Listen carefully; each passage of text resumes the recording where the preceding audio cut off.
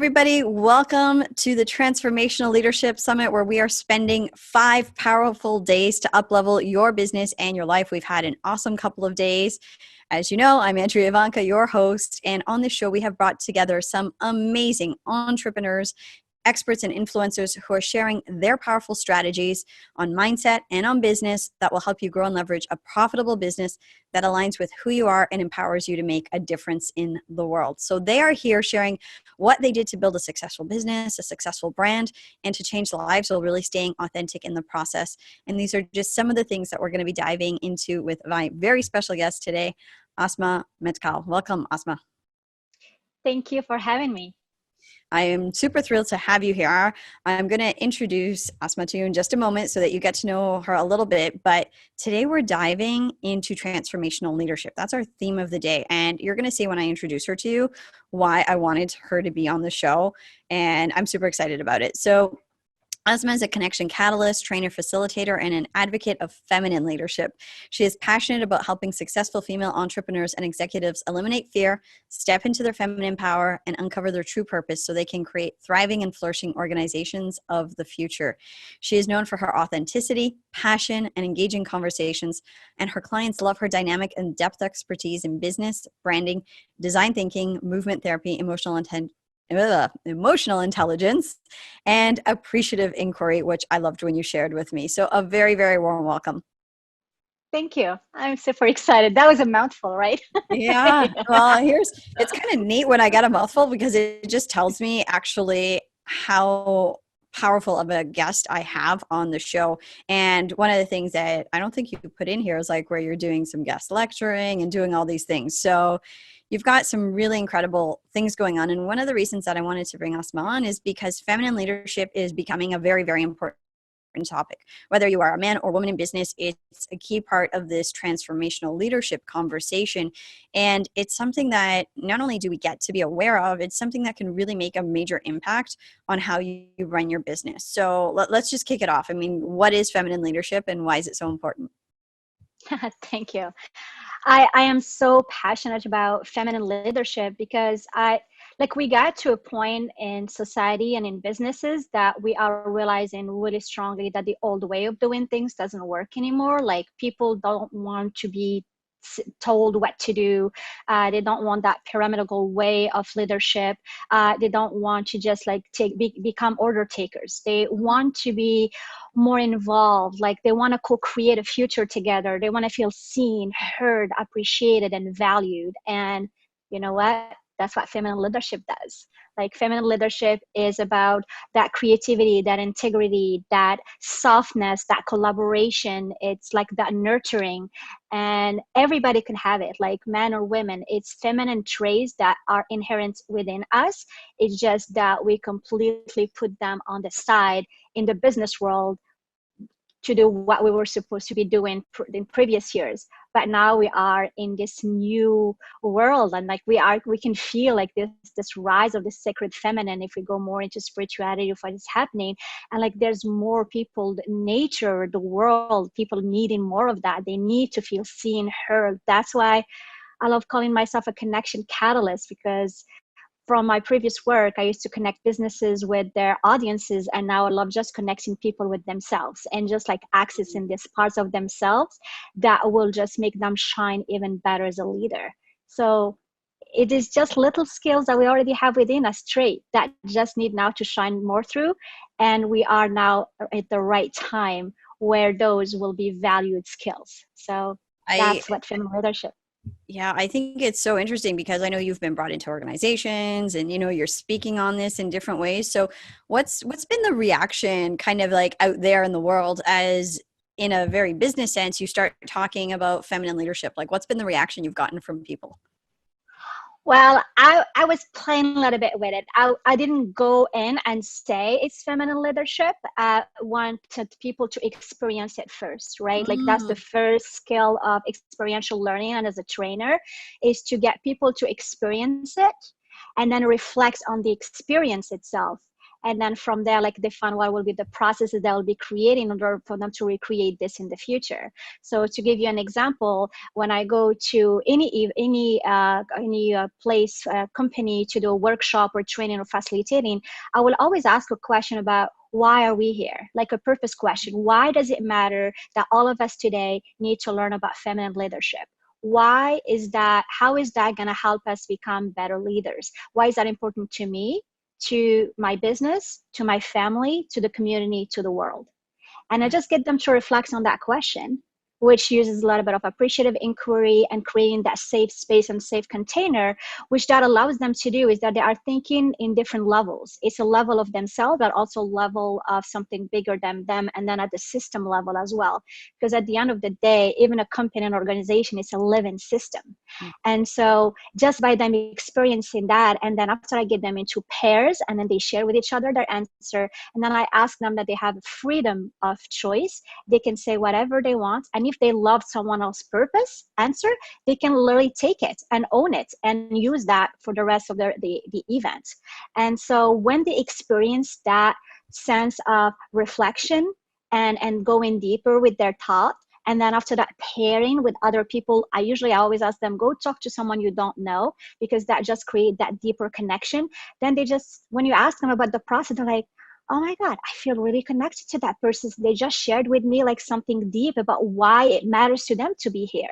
And so then when they reflect on that, then after that, that's when I say, well, what you just experienced was like a psychological safety that got created to inclusion and connection. And so now you are feeling more safe and more vulnerable to open up. And that's how I wanted to start the day. And so indirectly, I made them experience some trait of feminine leadership.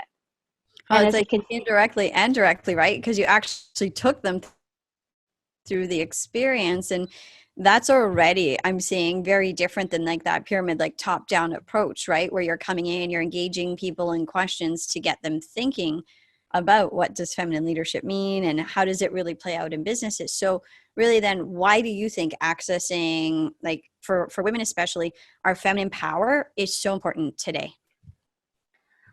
oh, that's, I realize that that's my life and soul purpose. It's just like, it's, we live in a world that is really imbalanced, and the world needs women to awaken that feminine power that we put down and reduced. And when I talk to a lot of women, I'm surrounded by a lot of beautiful, amazing, successful women, and they are all living from their masculine traits. They are all in survival mode. They are just like in doing, I need to achieve, I need to get to the next stage.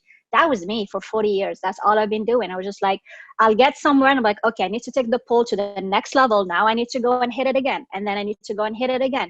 And that's all I've been doing. So I was just like chasing.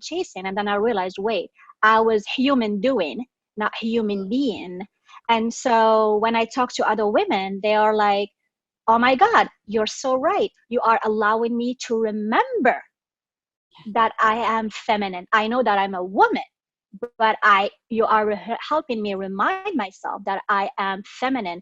And so what I want is for women to connect more to their feminine traits. And I did it for myself. I was always very masculine. But the moment I connected more to my feminine side, and I started like leading my business from there, I became softer, I become more aligned, I become more connected, more present, happier, lighter.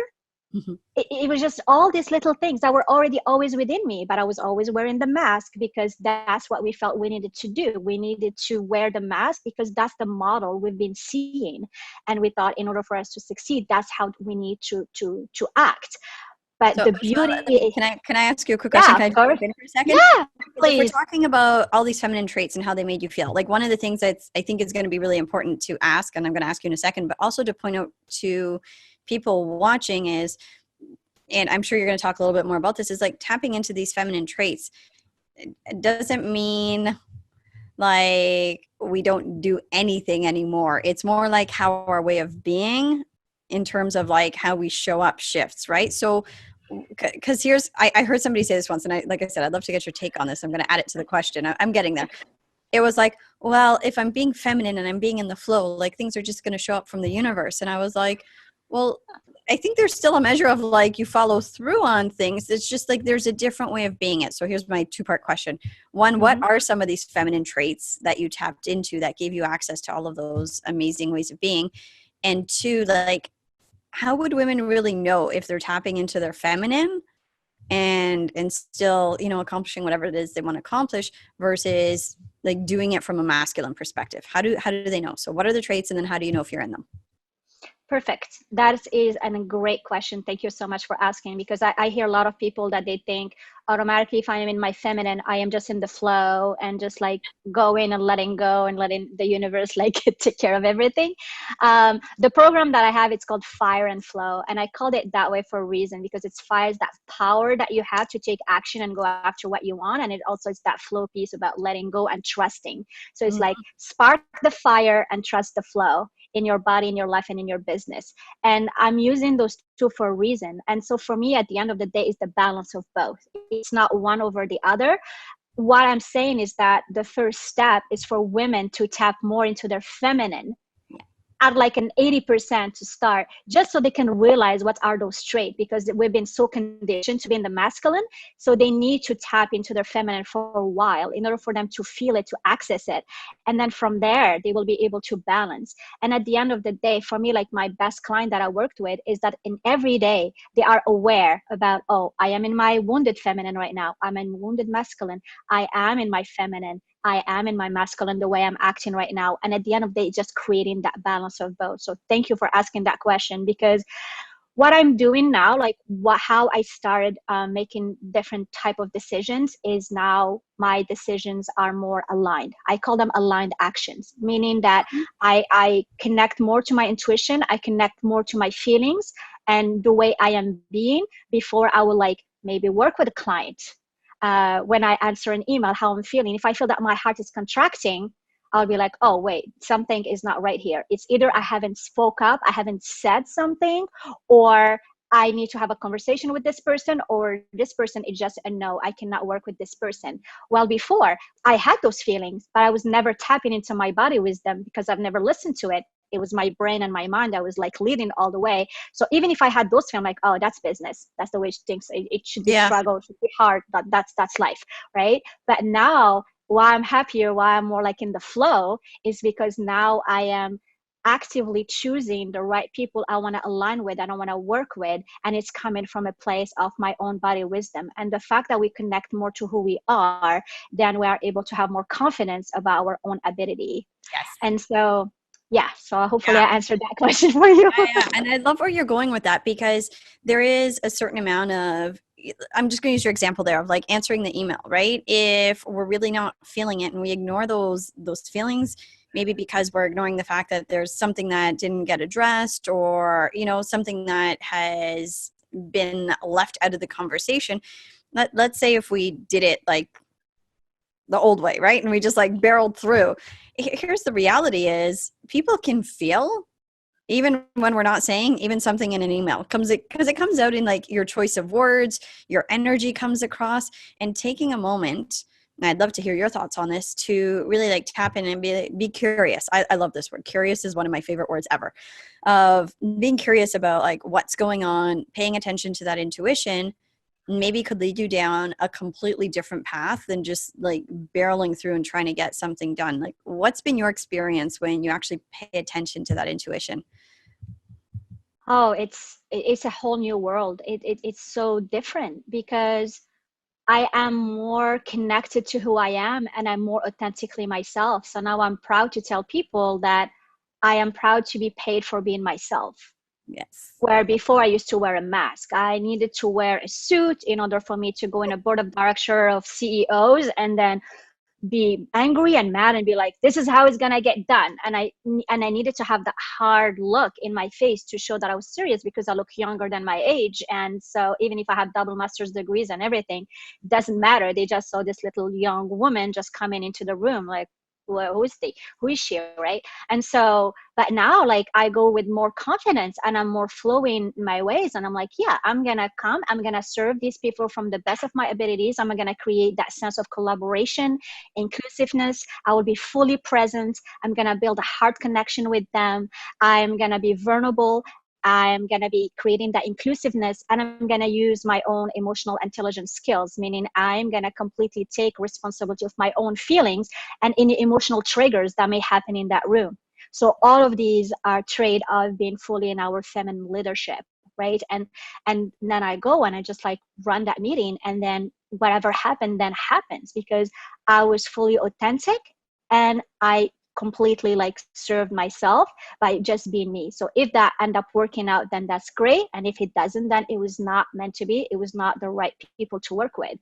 And so as you see, it's it's it's different but not different. It's just a different way of doing business. And I feel with Yeah. women, it's like the way the business models and the business tools were set up, they were not just like wired for the way we are.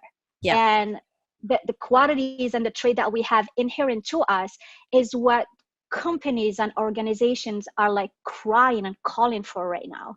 And that's Here, why when I did, huh?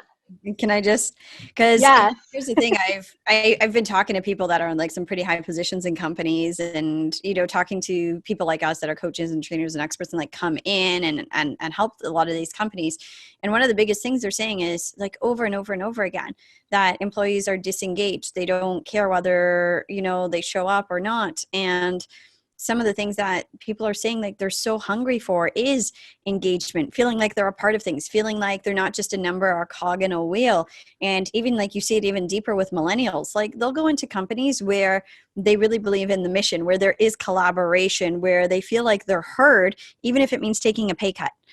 And so I think that hunger that we're seeing for people to live a life of fulfillment in whatever they're doing, whether they're coming to work and they're employed, or whether like you as the CEO or somebody in upper management is the one that's facilitating this, is to really take a look and go like, holy, not only is this happening as a society, but from a numbers perspective, there's more and more women stepping into leadership roles. I mean, we've still got a way to go, but it is happening.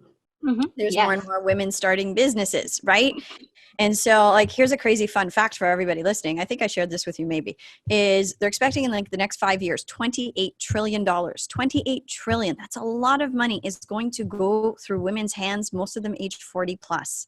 A lot of these women are starting grassroots movements. A lot of them are starting businesses. And it's really important then to understand that this feminine way of being is here, whether you want it to be or not. So, for most of us, I mean, for me, it's a big relief. For me, it's a big It, it is. And here is another interesting fact. Like, as you know, like I use for my facilitation, I use the approach of appreciative inquiry. relief. And appreciative inquiry has been around for 30 years. And now, and it's more and more like needed, like in companies and things. And because of the way it is set up, but also when you go deep and you start like analyzing what appreciative inquiry is, it has all the traits of feminine. Mm, Because what appreciative inquiry does is, first of all, is about like the first word is about appreciating, right? So it's appreciating, and what we appreciate grows in value. So we are like, right? And then we have inquiry, we're like in discovery. So what you talked about, authentic curiosity, is being fully curious about what the person is saying and asking generative questions that you don't know the answers to, that you are like wanting to probe in the person and getting to know them. And then appreciative is to appreciate something that grows in value. And here's the beauty: appreciative doesn't mean only focusing on the positive. Appreciative mean is like focusing on something that we want to be able to discuss and grow in value. And what appreciative inquiry does is that it takes a problem and it's reframe it into its mm, positive. And then from there, it's like, what is an ideal that we want? Let's say our sales are declining. So what would be the positive opposite? And we'll say, okay, it's our sales are growing and increasing. Then we'll be like, how would we know that our sales are increasing? We'll be like, oh my God, our employees are engaged, our customers are happy, like we're getting a lot of referrals, like everybody's coming to work excited and happy. Great. How can we create that? Then let's have a conversation about how can we create that world where our customers are happy, our employees are engaged, and then you start the conversation. So all what appreciative inquiry does is it focuses on what matters and what we want it to grow. And it comes from nature. It's like we are having these heliotropic conversations, meaning that conversations are taking us towards the sun, because plants are growing towards the sun. So we want to have those appreciative conversations.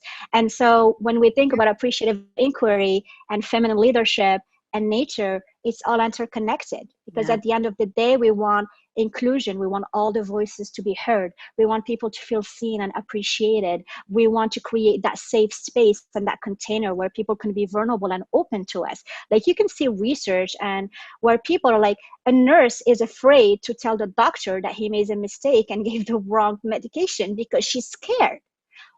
That's life and death. That's like you should not be scared to tell your boss that they made a mistake. So it's on the leader to create that safe space and that safe container and be present and be open and vulnerable, and become the example, because people follow leader through example, right? And so it's really important for the leaders to really grow and tap into those feminine traits that they have, because that will make a really huge difference in the way they're leading their business. Well, that pretty much brings us to our last question that we have time for. And I think it's a perfect segue, is like, why is it so important then for entrepreneurs, business owners to really grow their leadership, to really grow as leaders while they're doing all the practical, tactical, behind the scenes business stuff?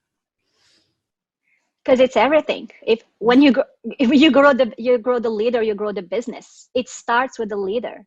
And there's this amazing quote that I forgot what it said, like all of it, but it's basically, your income will only match your level of growth. And so if you make $100,000 or $200,000 a year and you want to hit half a million or $1 million or even more, well, then you need to grow to be able to match that, because your emotional capacity needs to be bigger. Your sense of empathy and nurturing and collaboration and partnership. You can never go far alone. So it's all about collaboration and co-creating. So one of the main things is like, people support what they create. And so you being at the top alone and telling people, this is where we're going, like, take us there, that doesn't work anymore. People know that they are craving for something bigger now. They're craving for that deep connection. And so as a leader, if you grow that own connection with yourself, listen to your own body wisdom on what your body's trying to tell you, growing your connection with other people, growing your emotional intelligence, then you will grow the collaboration, and then automatically your business will flourish. It cannot not be. That's right. So that's pretty much what we've got time for today. There were so many great nuggets in there. I love that, you can only grow to the extent that your emotional capacity grows. Really powerful. So I know you've got a really amazing gift, 5 ways to access your feminine power, for our audience and for all of our viewers today. The link's going to be there so people can access it. Just take about 30 seconds or so and let them know what it is. Sure. Yeah, I created this little nugget document. Like, it's kind of like a checklist about listing 5 ways how you can access your feminine power, and with little description and little exercises that you can access. And so I was like, it was my little gift to your audience. So that way they're already going to start right now, starting to tap into those amazing traits that they already have dormant, so we can flourish them and get them activated. Thank you. Thank you so much for that. So I want to thank you for coming on, for sharing your time and your wisdom. Hopefully everybody here has started to now think about feminine leadership and how they can take it and actually start to implement this in their business and their life. So thank you so much for being here with us, Asma. My pleasure. Thank you for having me. You're very welcome. And for everybody watching, I want to thank you for being with us on another episode, another interview on the Transformational Leadership Summit. As you can see, we've been diving into all kinds of topics this week, everything from managing your mind, messaging and marketing, all the way through into transformational leadership and what it means to grow as a leader so that you can keep growing your business, up-leveling your business and your life. So thanks again for being on this episode, and we'll see you soon.